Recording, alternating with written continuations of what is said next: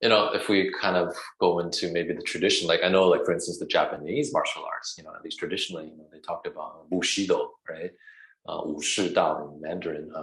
So it's a way. It's not just about technique. That's how we started off the conversation.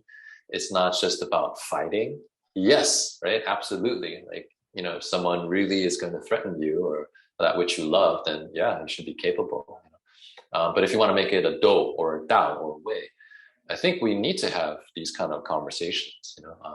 So you can say physical training, but also meta physical. That doesn't mean something up there in the clouds, but meaning how do you transfer these principles that are functional, that are tested, that are efficacious through a lot of training over and over. Check Tan, how does Tan work? How does bone work?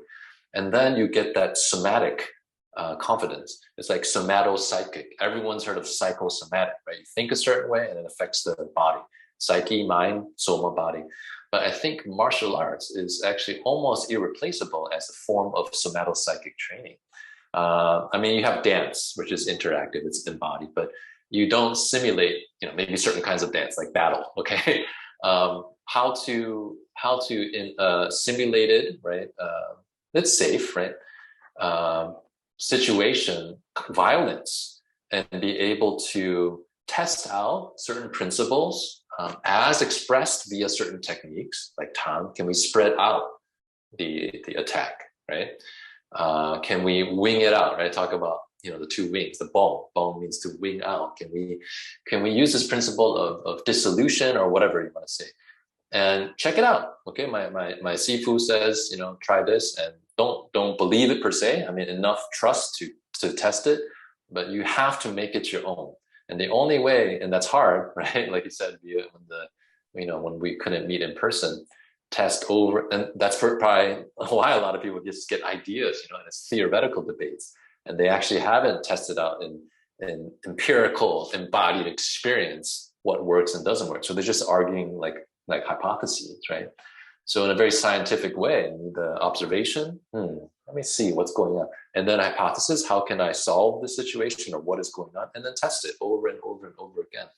And when that internalizes, like, dang, right? If I this kind of spiraling principle or whatever, I would say it cannot help if you do something so many times that it moves from the conscious to the subconscious, that it doesn't transfer outside of the dojo or the training space. I think, and I've seen it again, this is not just theory, I've seen it with students who, through the training, somatopsychically transform almost their personality. And people advertise it, right, like that in martial arts school, confidence, right? But where does that confidence come from? It's not the technique per se, right? It's with this collegial atmosphere where they're actually trying to help each other, right, and learn from each other, test out in a way that's cooperative, right? At least enough to gain confidence at a basic level, and then you can test each other, and kind of use some non-compliance and see, oh wow, it still works. So one of the kind of principles that I'm coming to mind now is I call it everything is everything. Every individual thing that is a technique like Tan or Bong should include everything. That is your whole mind, your whole experience, your whole body, right? If you just do Tan with your wrist or your elbow, it's not that effective, right? It can stop or spread, dissolve a simple, slow, weak punch. But if you do every movement, with your whole body and your whole mind behind it, much more effective, right?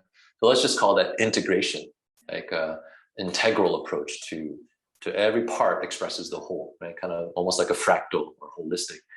Now, I believe that is also important when we are, having conversations with people outside of a martial context too, right?